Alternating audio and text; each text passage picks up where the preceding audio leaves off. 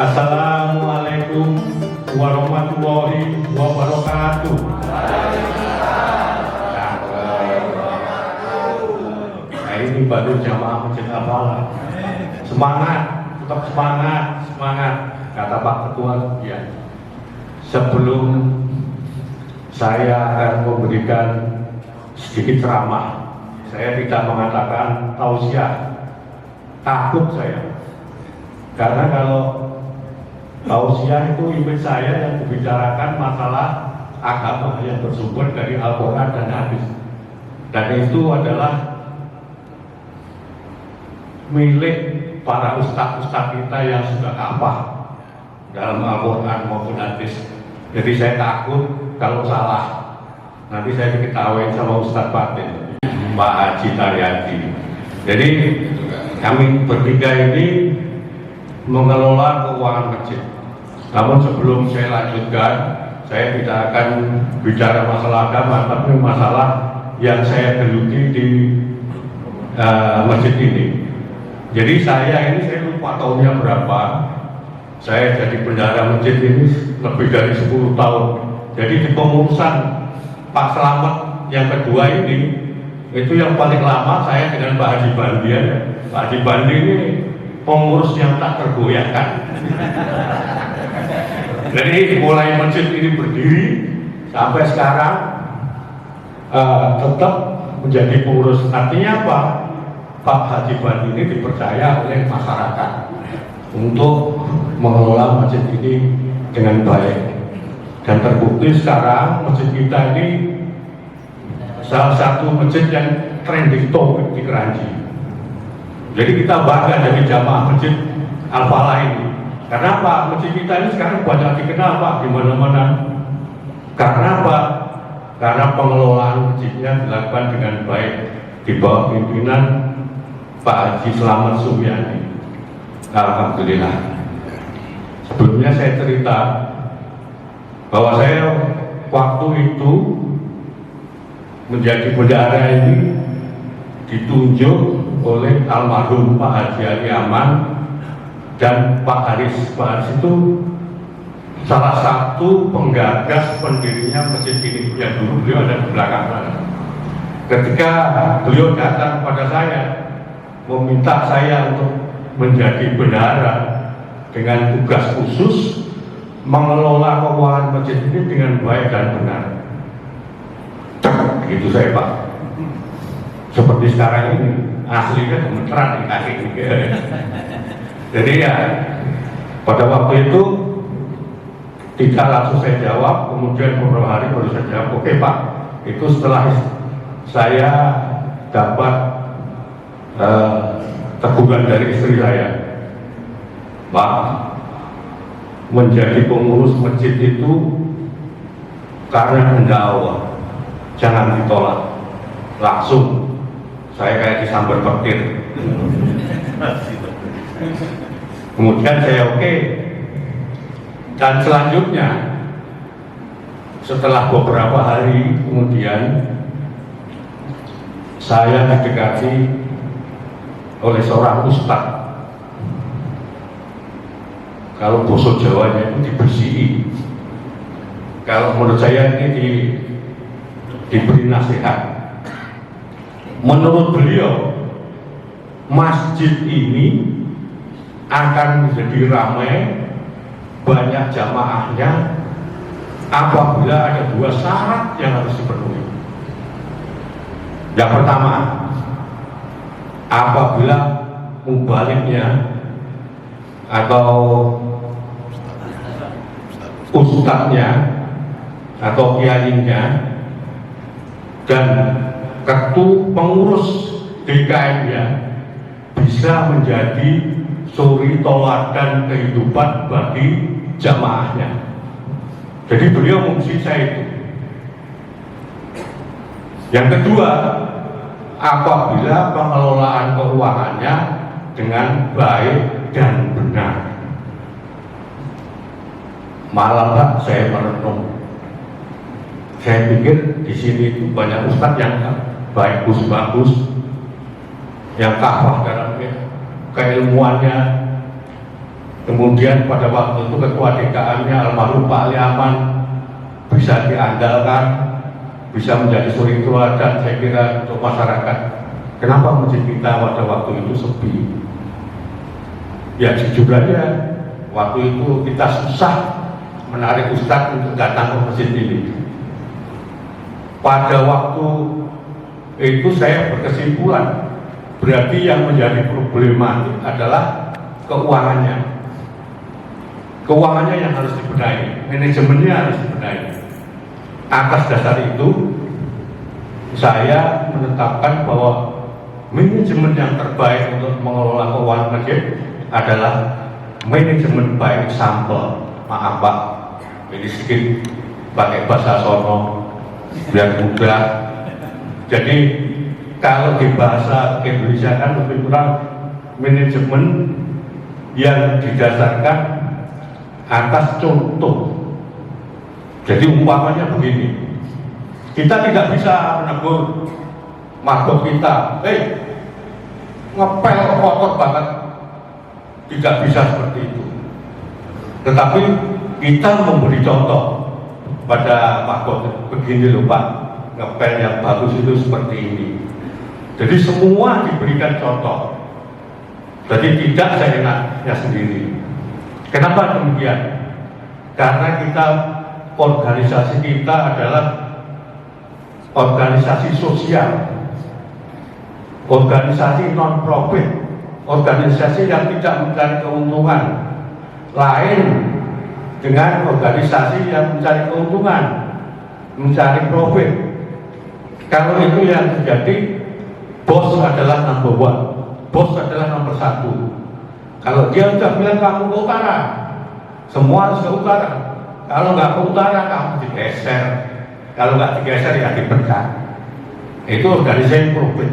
Karena Pak seorang bos mempunyai visi untuk mencapai tujuannya itu, dia harus sudah mempunyai rencana yang harus dituju. Tapi kalau kita organisasi sosial seperti kita yang tidak mencari profit, di mana keuangan didapat dari jamaah, jadi kita perlu memberi contoh. Tidak bisa kita umpamanya, ayo kita beli AC, terus pimpinannya cuma ngomong, ayo, saudara kumpulin, nggak bisa. Tetapi harus memberi contoh. Ini kita beli AC 5, saya 2, saya 1. Kemudian baru diikuti oleh jamaah. Jadi semua harus disarankan ada contoh. Jadi nggak bisa kita seenaknya kita. Karena ini apa? Ini organisasi sosial. Jadi bapak-bapak, alhamdulillahnya sekarang itu sudah terjadi di Al-Falah ini. Alhamdulillah Pak Slamet sebelum orang lain mengatakan bahwa sedekah infak harus segera dikembalikan kepada masyarakat agar pahalanya segera didapat. Bapak-bapak itu mengenal seorang takmir yang sangat terkenal di Indonesia, yaitu Bapak Muhammad Yasin, pimpinan Masjid Jogokaryan Jogja, yang selalu mengatakan masjid jangan jadi pengemis, masjid harus mandiri, harus disadarkan masyarakatnya untuk bisa memberikan sedekah dan infak untuk kemakmuran masjid. Mereka mendidik kaum mudanya, anak-anak remajanya bukan menjadi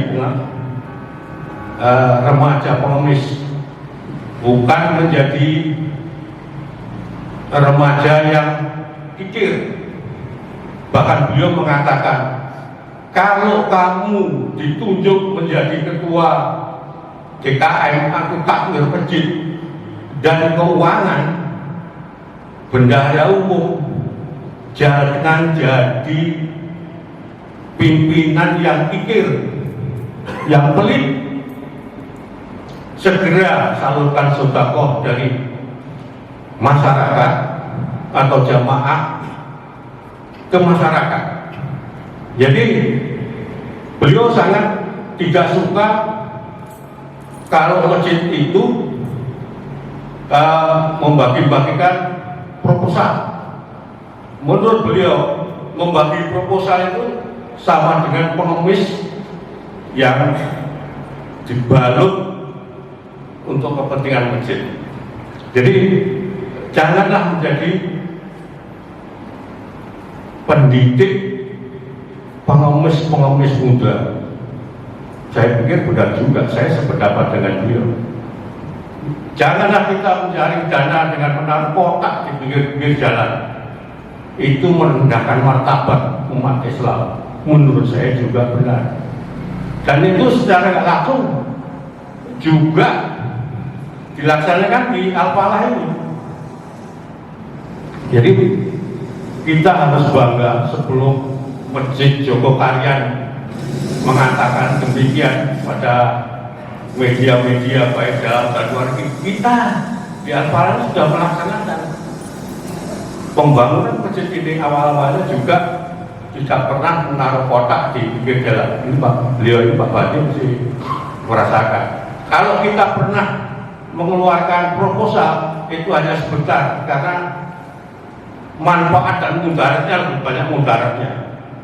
Sehingga pada waktu itu beliau ini Pak Badi ini, Pak Liaman diputuskan bahwa menarik semua proposal. Saya sangat senang waktu itu. Jadi itu semua bisa terjadi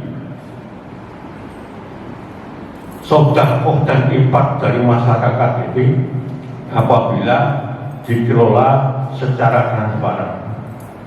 Saya Pak sebagai bendahara tidak pernah membawa pulang uang dari tromol maupun sumbangan Bapak ini ke rumah sebelum diverifikasi. Haram hukumnya bagi saya untuk membawa uang. Walaupun itu sebetulnya umpamanya kepepet benar, tapi saya tidak pernah mau. Tujuannya apa? Biar masyarakat tahu ini loh jumlah uangnya yang kita dapat, dan kemudian baru dicatat di sini. Kalau sudah dicatat baru saya bawa pulang. Dan saya tidak pernah mau menghitung uang sendiri. Biasanya dibagi 4 atau 5 orang dihitung. Tujuannya apa Pak? Biar terjadi transplantasi keuangan. Jadi kalau transparan, insya Allah masyarakat yang menginfakkan dan mensedekahkan uang itu ke masjid bisa pulang dengan tenang, bisa yakin bahwa uang yang dititipkan ke masjid ini bisa segera dikembalikan ke masyarakat. Jadi itu semua saya lakukan agar terjadi transparansi. Kalau ada terjadi transparansi, masyarakat yakin, insya Allah kalau mereka dapat rezeki, beliau pasti mau menyumbangkan lebih uangnya ke masjid. Sementara sampai di situ barangkali ada pertanyaan, silakan Pak. Mumpung saya masih berdiri di sini. Atau mungkin Pak Haji Sapar mau menambahkan? Oh, Pak Haji, nah, silakan aja terus Pak. Alhamdulillah. Berarti beliau itu sudah yakin kita ini memang sehati. Raweh pun nggak mau bisa Pak, kita tetap duduk. Itu mencerminkan bahwa kita sudah sehati. Jadi sangat senang saya bahwa kerja kita dipercaya juga oleh teman-teman kita, satu tim. Pak, mungkin ada pertanyaan Pak? Ya, nggak ada yang tanya. Alhamdulillah. Mudah-mudahan nggak ada yang tanya Pak, pas 20 menit. Jadi kita lanjutkan. Dalam mengelola masjid itu perlu adanya transparansi. Agar apa? Masyarakat itu bisa mengetahui langsung kemana sih keuangan kita ini, Bener enggak itu? Jangan-jangan masuk ke kantong bendahara ya, untuk pulang. Jadi walaupun uang itu umpamanya seperti tromol Idul Fitri, terlalu Idul Kurban, itu kan banyak. Itu biasanya belum sempat dihitung saat itu juga. Itu saya juga tidak pernah mau membawa pulang. Biasanya sama Pak Wadi akan disimpan ke suatu bunker yang aman. Jadi apalagi ada bunkernya Pak. Jadi yang aman, baru kemudian setelah ada waktu akan kumpul 5-6 orang baru dihitung. Jadi apa tujuannya? Kalau dihitung rame-rame itu kan nggak bisa, kita mau selak-selak. Jadi biar terjadi transparansi juga. Dan biasanya antara yang hitung itu nanti ada yang nyatat, dicatat dia ada. Nah di sini kebetulan pada promo terawih saya dibantu oleh Pak Haji Subhan ini yang setiap hari nyatetin berapa dapatnya, berapa pengeluarannya. Saya tidak tersinggung, tambah senang saya. Semakin banyak jamaah seperti Pak Subhan yang mau mengontrol, itu semakin bagus. Karena apa? Pengelolaan jangan semakin bagus. Jadi kalau nggak ada pertanyaan, alhamdulillah kita masih ada yang tanya.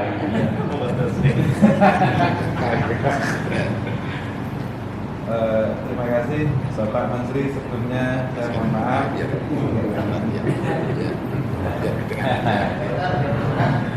Bapak Menteri, sebelumnya kami mohon maaf. Bagaimana perasaan Bapak dengan memegang uang? Apakah ada perasaan senang atau ada rasa khawatir terhadap uang yang Bapak pegang? Dan keinginan-keinginan apa setelah memegang uang itu, Pak? Terima kasih. Ini pertanyaan yang ngeri sekali. Jadi terus terang kalau awal-awalnya itu saya takut Pak. Itu saya di rumah ada kotak sendiri, saya kunci. Istri saya pun nggak tahu apa itu awalnya isinya apa. Namun sekarang nggak tahu itu isinya apa. Biasanya tetap saya taruh satu tempat. Sebetulnya terutama kalau saya mau pergi itu ada rasa sedikit khawatir juga, karena itu uang masyarakat. Mau saya taruh bank, ada yang mengatakan haram hukumnya. Jadi saya takut tetap dalam bentuk uang utuh biasanya. Kemudian saya simpan. Bagi saya amanah ini adalah amanah dari Yang Maha Kuasa. Jadi amanah ini saya pegang teguh.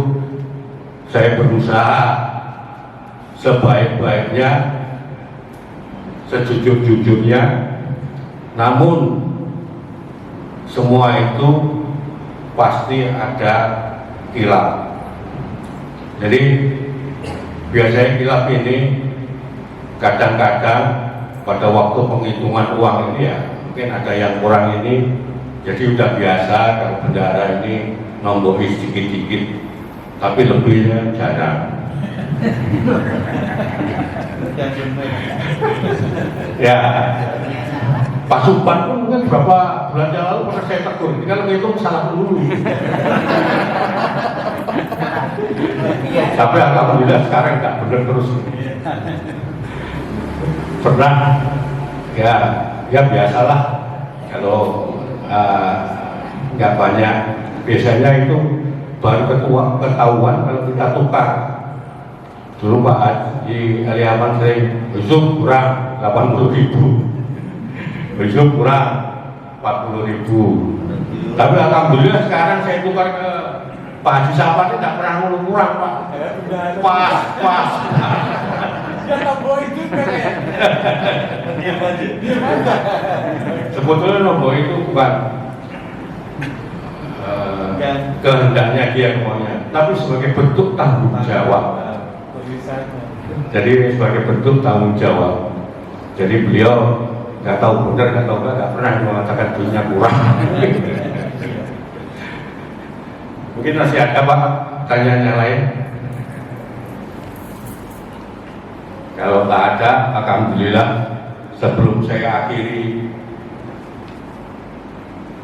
presentasi saya nggak berani ngomong yang lain. Saya ada sedikit, ini saya baca dari sebuah buku yang sangat bagus sekali. Mudah-mudahan bisa menjadi pedoman atau jalan keluar dari masalah. Kalimatnya sangat sederhana, tapi maknanya luar biasa. Jadi kalimatnya cuma berbunyi, yang ini pun akan berlalu. Apa itu maknanya Pak? Coba direnungkan. Itu maknanya luar biasa. Jadi jangan bersedih apabila saat ini Bapak sedang dirundung masalah. Karena Pak, yang ini pun segera akan berlalu. Jadi ada harapan di kemudian hari masalah itu akan terselesaikan. Saya mau mengutip sedikit hadis takut Pak. Sebetulnya ada ini, tapi saya takut gak bener. Karena apa?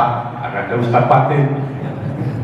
Kalau nggak ada Ustadz Patin mungkin saya berani, tapi saya sekarang ini nggak berani. Jadi kalau Bapak sekarang dalam situasi senang, manfaatkanlah kesenangan itu sebaik-baiknya. Karena apa? Karena ini pun akan berlalu. Kalau sekarang Bapak ada di puncak kejayaan kehidupan Bapak, Ibu,